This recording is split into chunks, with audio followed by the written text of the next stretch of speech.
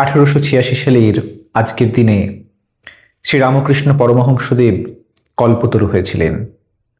এই দিনটিকে স্মরণ করে রামকৃষ্ণ অনুরাগীরা বিশেষ উৎসব পালন করে, কারণ আজকের দিনেই কল্পতরু হওয়ার মাধ্যমে শ্রীরামকৃষ্ণ তার ভক্তদের মনস্কামনা পূর্ণ করেছিলেন।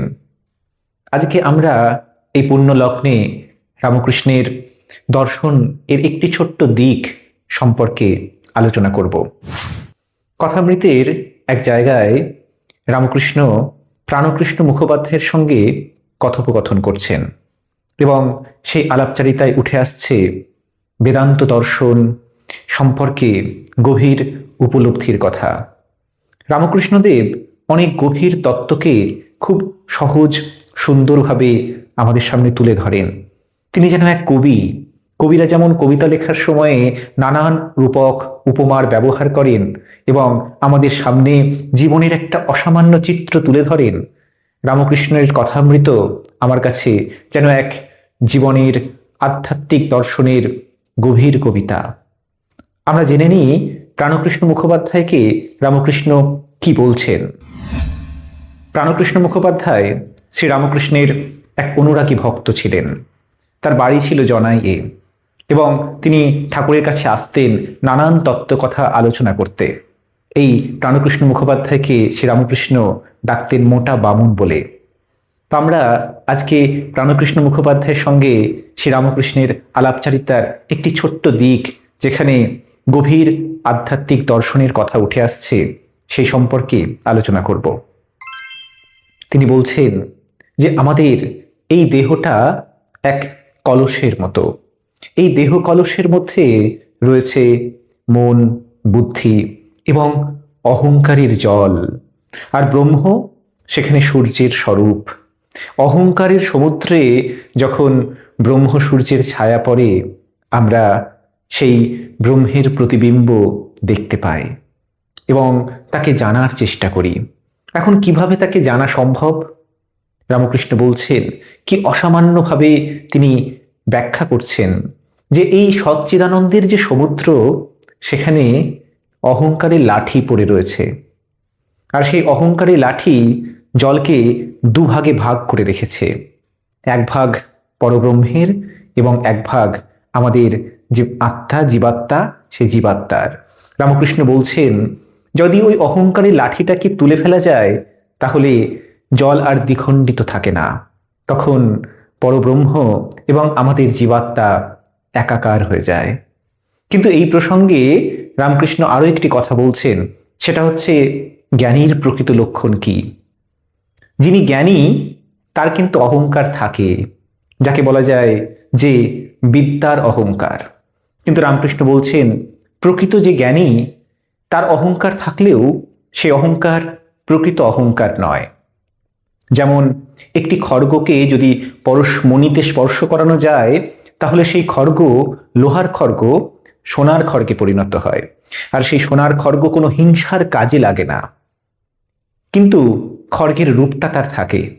তেমনি জ্ঞানীর পরশমণি যাকে স্পর্শ করেছে, সেই মানুষ বাইরে থেকে হয়তো অহংকারী হতে পারে, মনে হতে পারে, কিন্তু তার ভিতরে কোনো অহংকার নেই।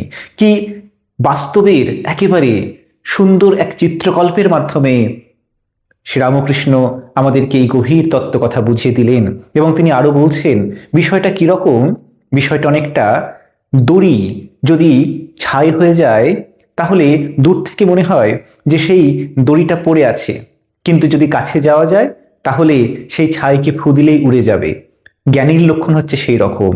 তারা বালকের মতন, তারা অহংকার করে, তাদের অহংকার বাইরের অহংকার। তারা হয়তো অনেক কিছুর মধ্যে, অনেক ঐশ্বর্যের মধ্যে রয়েছে, কিন্তু কখনোই ফাঁক পেলে তারা চলে যায় কোনো ঈশ্বরের দর্শনের জায়গায়, কোনো তীর্থস্থানে। এইটা হচ্ছে জ্ঞানীর লক্ষণ। কিন্তু এই জ্ঞানেরও ঊর্ধ্বে রয়েছে কারা? যারা বিজ্ঞান, যারা বিজ্ঞানের সন্ধান করছেন। আসলে বিজ্ঞান বলতে রামকৃষ্ণ বোঝাতে চাইছেন বিশেষ জ্ঞানকে, গভীর উপলব্ধিকে, ব্রহ্মের উপলব্ধিকে। এবং কিভাবে মানুষ জ্ঞান থেকে বিজ্ঞানের স্তরে যেতে পারে, রামকৃষ্ণ সেই প্রসঙ্গেও আমাদেরকে একেবারে প্রকৃতি থেকে উদাহরণ তুলে ধরছেন। যেমন করে কবিরাও উদাহরণ তুলে ধরেন তাদের কবিতায় ছোট ছোট চিত্রকল্প উপমার মধ্য দিয়ে।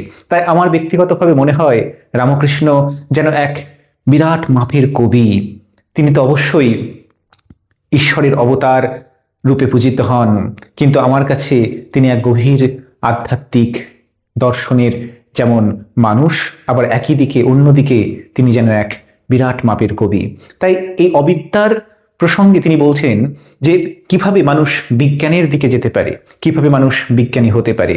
সেই প্রসঙ্গে রামকৃষ্ণ বলছেন যে নেই নেই থেকে আমাদেরকে তার কাছে পৌঁছতে হয়, নেতি নেতি থেকে ইতির দিকে পৌঁছতে হয়। বিষয়টা কেমন? বিষয়টা হচ্ছে এই রকম যে প্রথমে সবকিছুকে অস্বীকার করা প্রয়োজন, যে ঈশ্বর বা পরব্রহ্ম তিনি কিন্তু এই দেহ নন, তিনি এই ইন্দ্রিয় নন, তিনি প্রকৃতি নন। সবকিছুকে অস্বীকার করে তাকে জানার চেষ্টা করা, এবং শেষ পর্যন্ত যখন তার কাছে পৌঁছানো যায়, সেই স্তরে পৌঁছানো যায়, তখন উপলব্ধি হয় যে তিনি সবকিছুর মধ্যে রয়েছেন, তিনি সর্বভূতে বিরাজমান। কিন্তু প্রথম যে স্তর সেটা হচ্ছে নেতির স্তর। প্রথমে অস্বীকার করতে হবে, এই জগৎ সংসারকে অস্বীকার করে তার কাছে পৌঁছানোর চেষ্টা করতে হবে। যখন সেই পরব্রহ্মের কাছে পৌঁছানো যায়, তাকে উপলব্ধি করা যায়, তখন বোঝা যায় যে তিনি সর্বত্র বিরাজ করছেন। এবং রামকৃষ্ণ বলছেন যে জ্ঞান, যিনি জ্ঞানী, যিনি বিজ্ঞানের অধিকারী, আর যিনি অজ্ঞান, এদের মধ্যে পার্থক্যটা কোথায়? পার্থক্যটাও চমৎকারভাবে খুব সহজ উদাহরণ দিয়ে রামকৃষ্ণ আমাদেরকে ব্যাখ্যা করছেন। তিনি বলছেন যে দুধ যে দেখেছে, দুধের কথা যে শুনেছে, আর দুধের কথা যে নিজে চেখে দেখেছে। যে দুধের কথা শুনেছে সে হচ্ছে অজ্ঞান, সে শুধুমাত্র তার নাম শুনেছে। যে দুধ দেখেছে সে হচ্ছে জ্ঞানী, সে শুধুমাত্র তাকে প্রত্যক্ষ করেছে। কিন্তু দুধ যে আস্বাদন করেছে তিনি হচ্ছেন বিজ্ঞানের অধিকারী, সেই বিশেষ জ্ঞানের অধিকারী। এবং ঈশ্বরের সঙ্গে, ব্রহ্মের সঙ্গে তার যে সম্পর্ক সেটা অত্যন্ত গভীর, সেটা তার পরম আত্মীয়ের সম্পর্ক। তাই রামকৃষ্ণের কথামৃত আজকের এই পুণ্যলগ্নে, কল্পতরুর পুণ্যলগ্নে আমরা রামকৃষ্ণের কথামৃত একটি ছোট্ট দৃষ্টান্ত তুলে ধরার মধ্য দিয়ে আমরা উপলব্ধি করলাম যে কিভাবে রামকৃষ্ণ অত্যন্ত সহজ সরলভাবে প্রকৃতির থেকে উদাহরণ তুলে নিয়ে, দৃষ্টান্ত তুলে নিয়ে জীবনের দর্শনকে, আধ্যাত্মিক দর্শনকে আমাদের সামনে উপস্থাপন করছেন। এবং তার এই সরলতা, উপস্থাপনের যে ভঙ্গি, এইটার কারণেই কিন্তু আধ্যাত্মিক দর্শন আমাদের কাছে আরো জীবন্ত হয়ে ওঠে। গভীর অধ্যাত্ম কথা আমাদের কাছে এতটা আকর্ষণীয় বলে মনে